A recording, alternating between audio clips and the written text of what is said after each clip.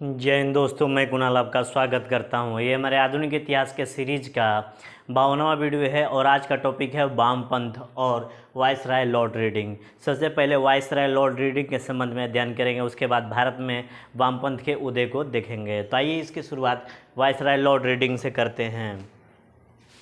अगर viceroy Lord reading की बात करें तो इनका कार्यकाल 2 अप्रैल 1931 से लेकर 3 अप्रैल 1926 होता है। ये थोड़ा महत्वपूर्ण समय है और ये वायसराय लॉर्ड रीडिंग थोड़े महत्वपूर्ण है, इसलिए इनके संबंध में विशेष जानकारी प्राप्त कर रहे हैं हम लोग।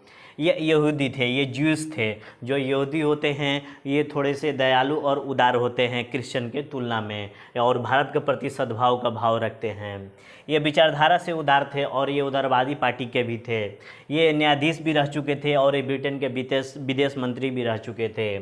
लॉर्ड रीडिंग की भारत के प्रति भावना की बात करें तो ये जालियांवाला बाग जो 1919 में हुआ था, जालियांवाला बाग के बाद भारतीयों और अंग्रेज़ों के बीच ज़बरदस्त तनाव का माहौल बन गया था। इस कारण रीडिंग के पास चुनौती थी कि भारतीयों का विश्वास कैसे जीता जाए। इससे पहले रॉलेट एक्ट आया था और मोंटेक चेम्सफोर्ड सुधार आया था, इससे भारतीय असंतुष्ट थे। इन्होंने क्या किया कि जालियांवाला बाग कांड के पीड़ित लोगों को दी जाने वाली रकम की मात्रा को बढ़ा दी। ये था मानवीय दृष्टिकोण इनका। आगे देखते हैं और क्या था।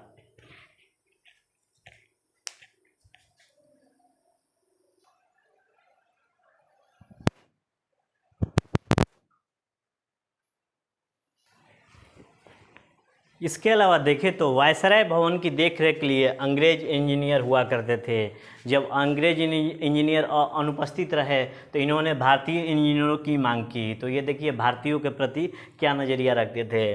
वायसराय अपने कार्यकाल के बाद, जितने भी वायसराय थे अपने कार्यकाल के बाद जो वायसराय भवन की जो कीमती वस्तुएं ले जाते थे, इस पर इन्होंने रोक लगा दी। रीडिंग ने इसको अनुमति दी कि इसे रोक लगा दिया जाए, वायसराय अपने साथ कोई भी इम्पोर्टेंट वस्तुएं न ले जाए। इन सबके साथ संदेश का संचार हुआ कि सबके साथ न्याय होगा। वायसराय द्वारा वायसराय भवन के कीमती सामान ले जाने पर रोक, ये भारतीयों को विश्वास जीत लिया। भारतीयों का इन्होंने विश्वास जीत लिया। वायसराय भवन में भारतीय इंजीनियर की अनुमति यानी कि न्याय का संदेश दिया कि सब हमारे लिए एक समान है। अक्टूबर 1925 में शिमला में विदाई भोज आयोजित हुआ। जर्नलिस्ट दुर्गादास भी शामिल थे। ये इनका विदाई भोज चल रहा था वायसराय लॉर्ड रीडिंग का। तो वायसराय और इनके बीच का संवाद, दुर्गादास जी ने पूछा कि वायसराय की उपलब्धि के बारे में पूछा कि आपकी उपलब्धि क्या रही। तो इन्होंने कहा मानव और मानव के बीच न्याय किया मैंने। लेकिन इन्होंने क्या कहा कि ये नहीं कर सका। क्या नहीं कर सका वो वायसराय लॉर्ड रीडिंग ने? कि मैं इस सांप्रदायिक सद्भाव को स्थापित नहीं कर सका, कम्युनल हार्मनी को स्थापित नहीं कर सका, क्योंकि 1926 AD में इसी कम्युनल हार्मनी का ही परिणाम था कि स्वामी श्रद्धानंद की हत्या हो गई सांप्रदायिक तनाव के कारण। ठीक है।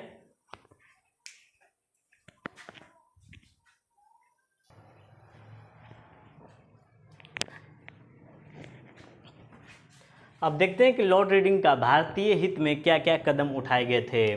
भारत में यूरोपियों के खिलाफ जो मुकदमे हैं उसके प्रति पक्षपात होता है, इसको इन्होंने समाप्त किया। भारतीय कपास एक्साइज ड्यूटी को समाप्त कर दिया।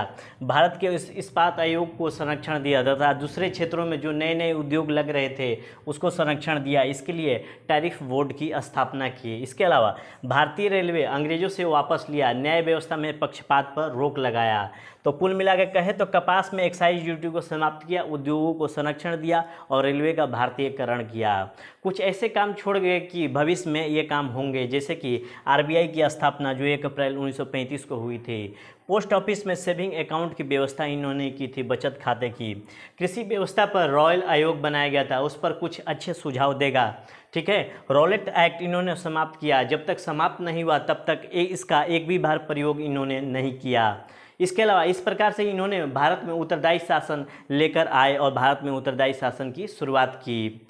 अगर इनके काल में देखें तो महत्वपूर्ण घटनाओं में प्रिंस ऑफ वेल्स भारत आए थे, जिस कारण हड़ताल हो गया था। रॉलेट एक्ट को समाप्त किया, मोपला विद्रोह हुआ और अब जो सिविल सर्विसेज थी उसकी परीक्षा भारत में होने लगी। 5वां काकोरी कांड हुआ था।